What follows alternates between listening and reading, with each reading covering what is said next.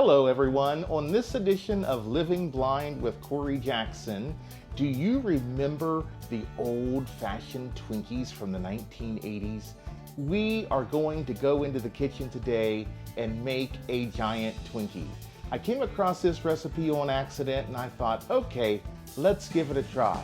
So just a fair warning, I've never made it before either, so sit back, relax, and let's get ready to make a giant Twinkie. So it's great to be back in the kitchen with you all again today. I know it's been a few weeks, but man, when I saw this recipe online, I thought we have to give this a try and see how it turns out. So by looking at me, you can probably tell that I ate my share of Twinkies as a child. Right, Jen? I'm not saying any. She won't say a word. Jen's behind the camera today.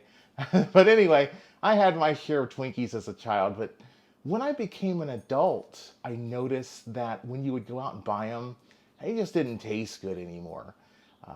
So when I was a kid, they came in like 6-packs. They weren't individually wrapped or anything like that.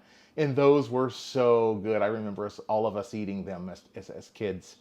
But anyway, we are going to make a large Twinkie today. And I have never made this before, as I said in the introduction.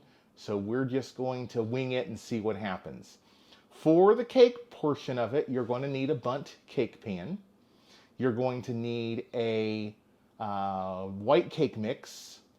Any vanilla cake mix will do, white or yellow. I don't care what you use. You're going to use, Jen, what one do we have? We have the yellow cake. We have a yellow cake mix, so that works out perfectly. You're going to need 4 eggs, 1 stick of melted butter, and 1 cup of water. That's what we're going to mix together to make up the cake. So let's get started. I forgot to mention one important ingredient. You will need 1 small box of vanilla pudding.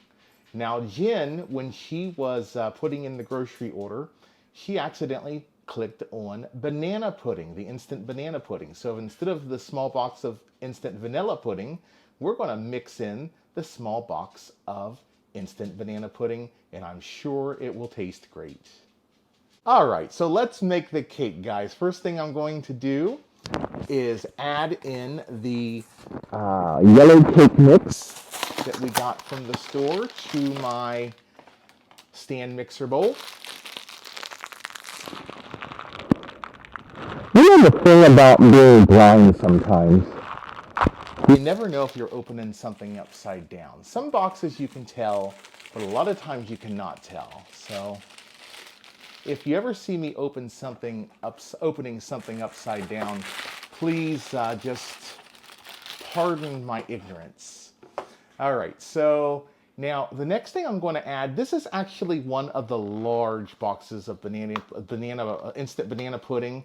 I'm just going to add a portion of this box. So I believe the small box is like 3 ounces. This is a 5.1. Do I think it would hurt if we had a little bit of extra in there? No, I don't. But I am going to err on the side of caution and just not use the whole thing of pudding. I don't think it'll hurt anything by just doing it this way.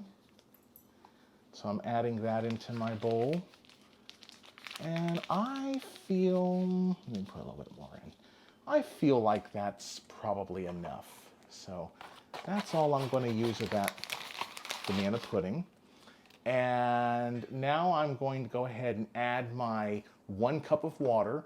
And the reason I'm going to add it now is because I keep spilling it everywhere. So in goes 1 cup of water. I'll throw that back there in the sink. And now we're going to add in 1 stick of melted butter. And finally, we are going to add in 4 eggs. I won't make you watch me crack all these. There goes 1. I wish I could crack an egg in 1 hand. So in goes our 4. We're going to add 4 eggs. All right, so I have all this in my mixer bowl. I'm just going to plop this down on my stand mixer, and we're going to mix it up. We'll let this go for about a minute. All right, so the cake is all mixed up. Jen licked the fork that I used to scrape the bowl, and she said it tastes really good. And I've prepared my bunt pan, and I just sprayed it down really good with cooking spray and sprinkled a generous amount of flour inside of it. Now for my blind viewers, what I have learned when using a bunt pan, so that you don't accidentally dump your ingredients in that big hole in the center of it that comes up out of it, I just take a piece of foil and put it over the top of that hole. And that keeps me from accidentally doing that. So now I'm going to, as carefully as possible, dump this cake mix in to this pan. And one thing I noticed about this recipe is it did not call for oil. Maybe the butter's enough, I don't know. But hey, the recipe got really good reviews, so we're just gonna try it and see what happens. If it needs oil next time, we'll put it in here. But this time, we are not putting oil in the mix. And see, I already got stuff going up my foil.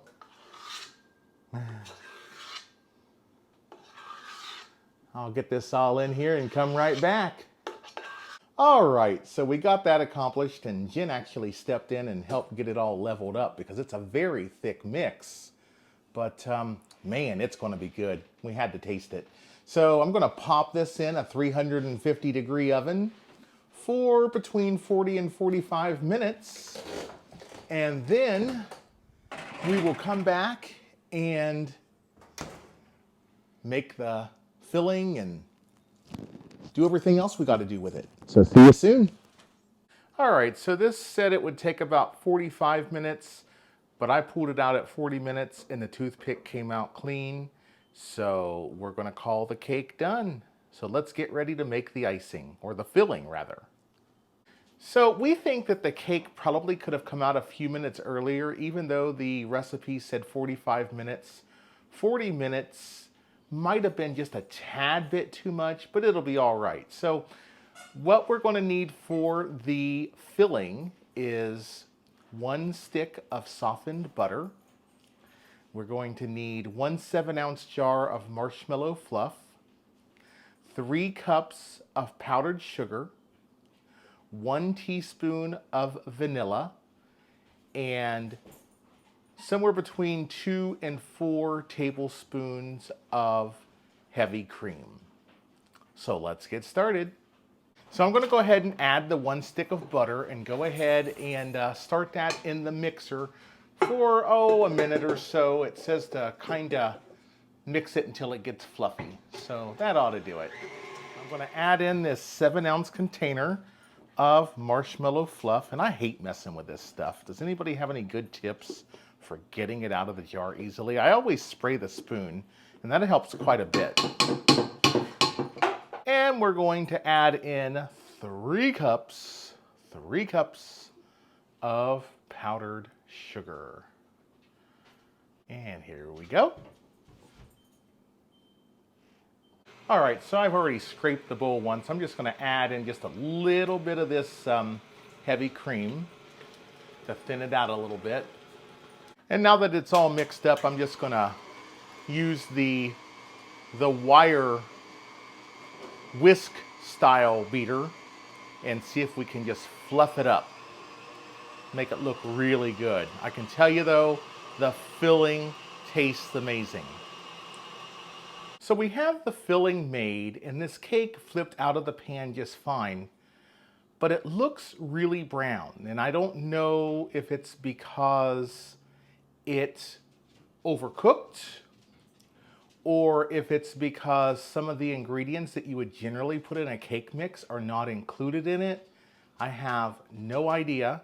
So what we're going to do at this point is just go around and dig out some holes in the bottom of the cake so that we can add, and I'll just lay those in the middle, the filling down in there. So we're just going to dig out. We don't want to dig to the top, but we want to dig down as far as possible, and we will use a piping bag and add the filling to the cake. So I'm going to make between 8 and 10 of these dig outs around the cake, and we'll come back.